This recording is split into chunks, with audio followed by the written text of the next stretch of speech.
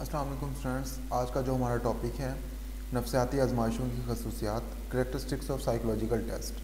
अब हमने जो स्केल्स हैं, टेस्ट हैं, उनके करेक्टरिस्टिक्स को देखना है जो नफ्सियाती आजमाइशों की। अब इसमें है कोई भी नफ्सियाती आजमाइश बनाना आसान काम नहीं। हर किस्म की नफ्सियाती आजमाइश के लिए वाज़ेह मयार कायम किए गए हैं कि ताकि हम उन मयार पे अमल पैरा होके उनको फॉलो करते हुए अपना वो चीज़ फुलफ़िल परफॉर्म कर सकें, जिनकी पैरवी पर बहुत ज़्यादा ज़ोर दिया जाता है। नफ्सियाती आजमाइश के लिए चंद सवालात मुरतब करके इनके जवाबात की दर्जाबंदी करना ही काफ़ी नहीं होता। नफ्सियाती आजमाइश ऐसी होनी चाहिए जो अपनी जवाज़ियात मीन्स कि हमारे पास एक जवाज़ हो, फुली प्रूव हो और माकूलियत खुद पेश करे।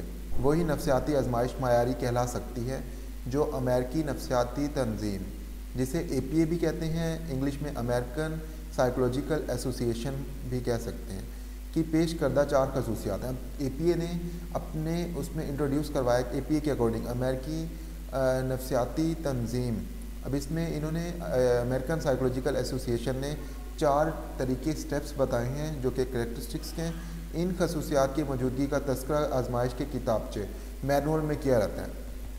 मैनुअल मीन्स कि जिस तरह हम एक मोबाइल फ़ोन लेते हैं उसके साथ एक बुक होती है, ताकि हम उस बुक को रीड करके और इंस्ट्रक्शन को फॉलो करके सेम उसी तरह से मोबाइल को यूज़ कर सकें, उसी तरह से एक्ट आउट कर सकें मोबाइल के इस्तेमाल के लिए। तो इसीलिए जो टेस्ट हम इस्तेमाल करते हैं उस टेस्ट के साथ एक कंप्लीट मैनुअल होता है, ताकि हम उस मैनुअल को स्टडी करते हुए उस टेस्ट के रूल्स को फॉलो करते हुए वो टेस्ट एडमिनिस्टर कर सकें। झेल में APA का मायारी पैमाना दर्ज है, जिसमें पहली 4 खसूसियात लाजमी हैं। आखिरी दोनों खसूसियात अगरचे लाजमी नहीं मगर इनकी मौजूदगी आजमाइश के इस्तेमाल को आसान और वाज़ेह बनाती है। पहली जो 2 करेक्टरिस्टिक्स हैं ये काफ़ी मैंडेटरी हैं, लेकिन लास्ट में जो 2 इसकी बताई गई हैं ये मैंडेटरी नहीं है, लेकिन जब हम कोई टेस्ट बनाएं तो उसमें ये दोनों का होना भी ज़रूरी है।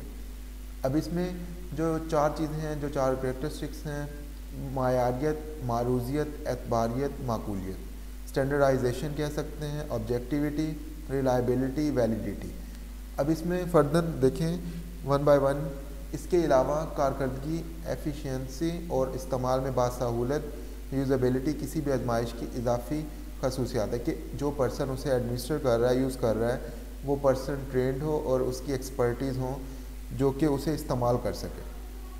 मायारियत और मारूजियत 2 ऐसी खसूसियात हैं जो नफ्सियाती आजमाइश की तारीफ़ का हिस्सा हैं। जब हम साइकोलॉजिकल टेस्टिंग या नफ्सियाती आजमाइश की तारीफ़ कर रहे थे तो हमने क्लियर किया था कि मारूजियत मायारी होनी चाहिए हमारा टेस्ट और मारूजियत पे मबनी हो।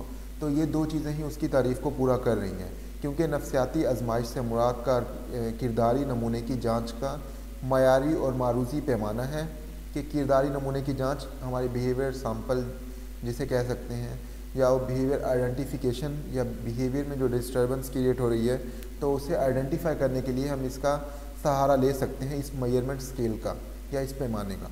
ताहम नफ्सियाती आजमाइशों की दीगर खसूसियात को भी इतनी ही अहमियत दी जाती है। अब इनकी देखें, सबसे पहले स्टैंडर्डाइजेशन क्या है कि हमारा जो टेस्ट है वो एक कंप्लीट स्टैंडर्डाइज होना चाहिए, उसमें स्टैंडर्डाइजेशन मायारियत होना ज़रूरी है। नफ्सियाती आजमाइश का मायारी होना इसकी बुनियादी खासियत है। बेसिक जो इसकी है रिक्वायरमेंट वो स्टैंडर्डाइजेशन है। किसी भी नफ्सियाती आजमाइश से मायारी नताइज उस वक्त हासिल किए जा सकते हैं जब आजमाइश इस्तेमाल करने, खाम स्कोर निकालने और स्कोर की वजाहत करने के लिए तयशुदा और यकसा तरीक़ाकार इस्तेमाल किया जाता है, ताकि जो वो बुक उस टेस्ट के साथ हमें दी गई है हम उस बुक को देख के उसकी टेस्टिंग कंडीशन को स्टडी करके उसकी इंस्ट्रक्शन पर पूरा उतर के देन जाके हम अपना एक वो टेस्ट एडमिनिस्टर कर सकते हैं। स्टैंडर्डाइज होना चाहिए, मायारियत होना चाहिए। आजमाइश का इस्तेमाल भी मायारी हालात के तहत किया जाना चाहिए। आजमाइश इस्तेमाल करते वक्त मायारी हालात का कायम करना और इसके लिए भी ज़रूरी है ताकि मारूजियत कायम रखी जा सके।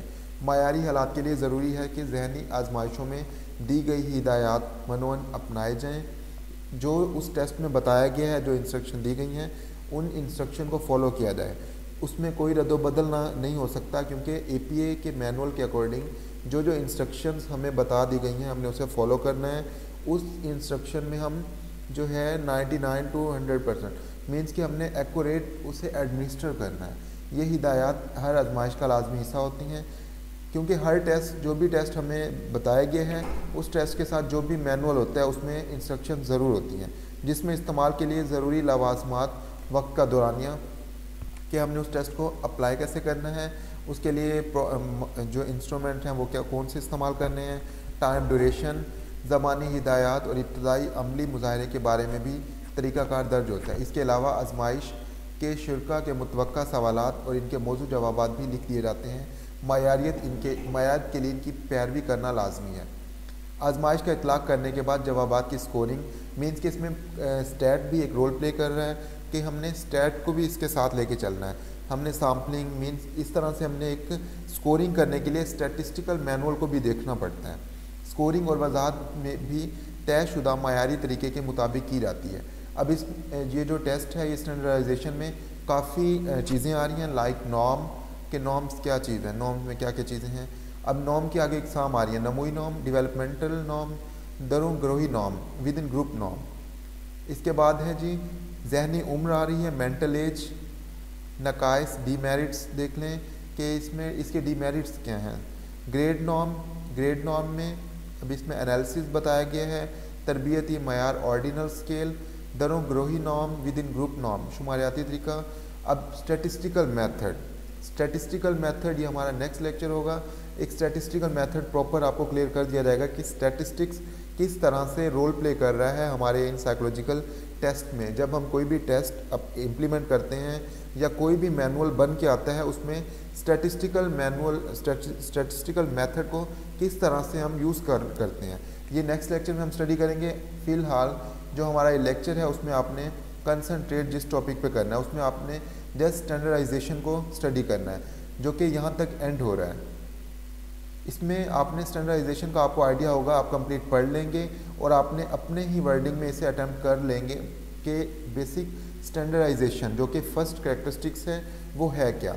आज हमने फ़र्स्ट कैरेक्टरिस्टिक्स को स्टडी किया। कल जो नेक्स्ट लेक्चर हमारा होगा उसमें हमने एक प्रॉपर स्टैटिस्टिकल मेथड को देखेंगे कि स्टैटिस्टिकल मेथड किस तरह से इस्तेमाल रोल प्ले कर रहा है हमारे इन साइकोलॉजिकल टेस्ट में, हमारी इन जहनी आजमाइशों में किस तरह से स्टैटिस्टिक रोल प्ले कर रहा है।